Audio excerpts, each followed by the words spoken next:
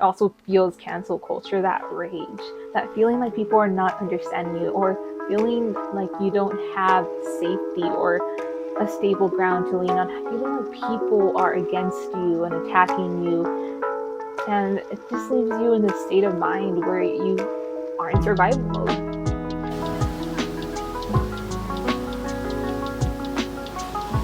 Hey guys, welcome back to another Filter Free Friday with me, Melisa, where I talk about what's in my head unfiltered. So I'm going to continue a conversation about cancel culture that I started last week or the week before, sometime before. And this is a continuation because I had a really great conversation with a friend from the UK. Hey Lily, shout out to you. And we were having some great conversations. Of course, it was not as in full depth as I would have liked. And so I kind of wanted to continue on that conversation, not only because of that conversation that I had with my friend, but also because I know in the other video, I know that I was tired when I was talking about that. And I feel like I wasn't as eloquent and as expressive as I would have liked to be. And so when I was talking about cancel culture in the last one, it was in regards to people with opposing viewpoints and just basically kind of calling people out on it.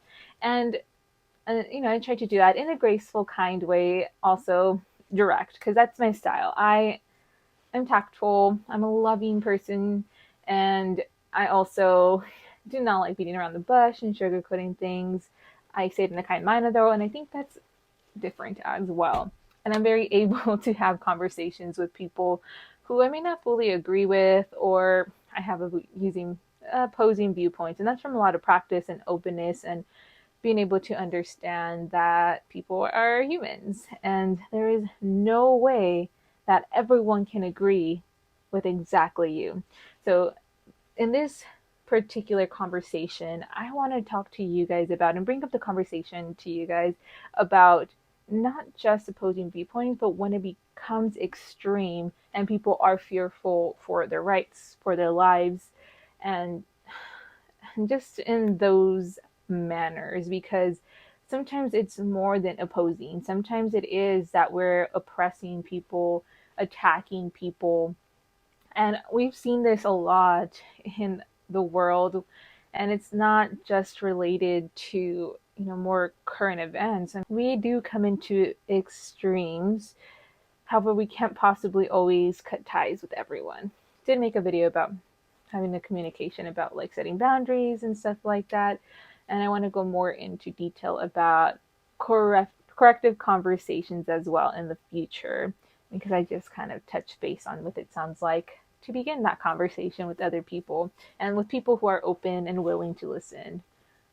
I will tell you, don't waste your time talking to people who you know are going to be belligerent and angry and are not open to having a conversation. Now, it's only going to make you more upset and probably gain apathy from it.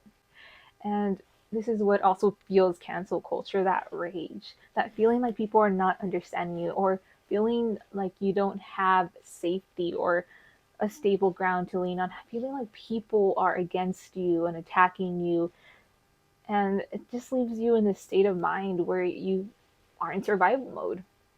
And again, another one of my videos is about the stress responses and these natural things that happen when we feel, fear, when we feel extreme stress, when we feel like we're not safe. This is where our minds generally go to without even having to think. Flight, freeze, fawn responses. And so all those, right? You're either going to fight, become defensive, freeze up and not say anything, flight, avoid people, or just people please. Like, yeah, you're right, whatever. I don't want to argue. And so those are our natural states, and people begin to develop a state of apathy over time. Like, man, I freaking can't do anything, can't even have a conversation. And this is why I do invite people to go to therapy, not just because of what's going on around the world and all that stuff, but also so you can learn how to better manage your emotions. I think everyone needs therapy. We all need to learn how to communicate better as well, and that's an amazing skill that you can learn in therapy as well. Yeah, I'm a counselor, in case you guys don't know. Highly, highly recommend counseling. It has worked in my life. I became a counselor after receiving counseling. and so much more. I also made a video about that. Just go look through my whole entire channel. I have a lot of videos out, guys. But cancel culture is something that is extreme. And yes, of course, sometimes it is absolutely necessary to a degree. I firmly believe that people do have an innate ability for growth and development. They have to choose it though. And I think if a person really has messed up and does so many things, it doesn't mean you have to have them in your life. No. It doesn't mean that you cancel them forever unless, they do decide to make real, true, authentic growth type changes in their lives, but allowing that to happen and flourish on its own, and being able to have those people rejoin society. But there's a difference between that as well. It's like, is it more of like a personal vendetta? Is it a subjective truth or an objective truth that you're trying to cancel someone for? Because there are some things that is more subjective than objective. And by subjective, I mean based on personal opinion versus a universal fact that is going on all over the world. Why is that important? Because although everyone experiencing their own personal reality has their own perspective, their own emotions, their own thoughts, which are valid all on their own, there's no way that we can all agree on something. If we base our foundations on some objective truth, on something that is truly real and foundational, it's a lot easier to manage things, to get things done, and then also have those conversations which are subjective as well. This is one of my personal pet peeves is black and white thinking, or it's also called extreme thinking, polarization. There's so many different words. And then there's also overgeneralization, and basically all these ineffective thinking patterns. Ooh, I'm going to make this video for Wellness Wednesday next week. Keep an eye out. It affects the way we communicate. It affects the way we even communicate with ourselves, the way we handle our emotions, the way we create more stress, which is unnecessary. We create suffering, which is unnecessary within ourselves as well.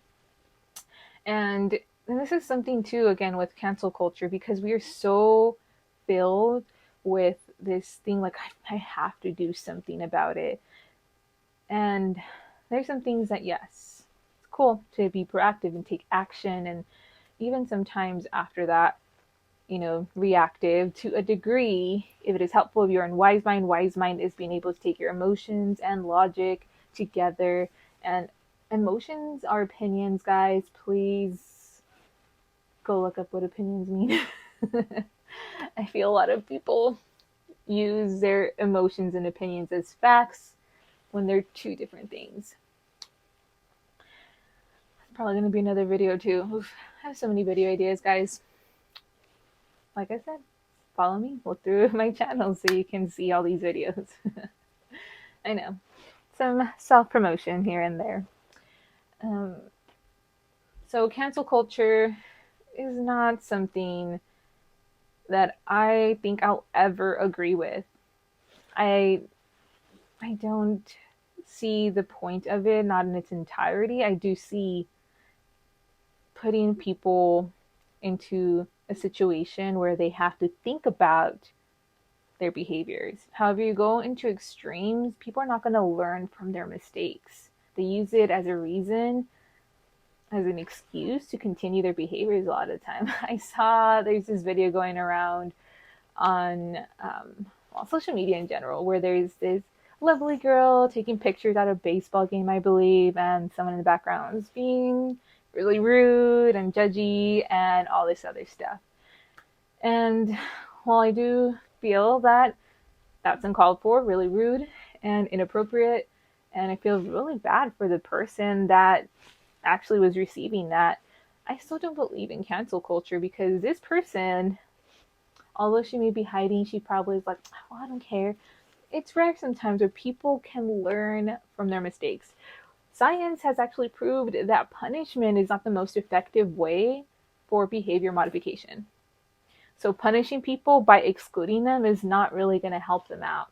If anything, it could help perpetuate them and further creating more issues for themselves and other people and spiraling down that rabbit hole. Sometimes it works for some people for a certain amount of time. That person may act like trash behind closed doors instead of in front of other people. Is that really helpful behavior modification? I don't see it. So instead, what a lot of research shows that is more helpful is positive reinforcement. And positive reinforcement doesn't mean that you're basically going to cheerlead them and be like, oh, no, it's okay for things that like cross boundaries. Not at all.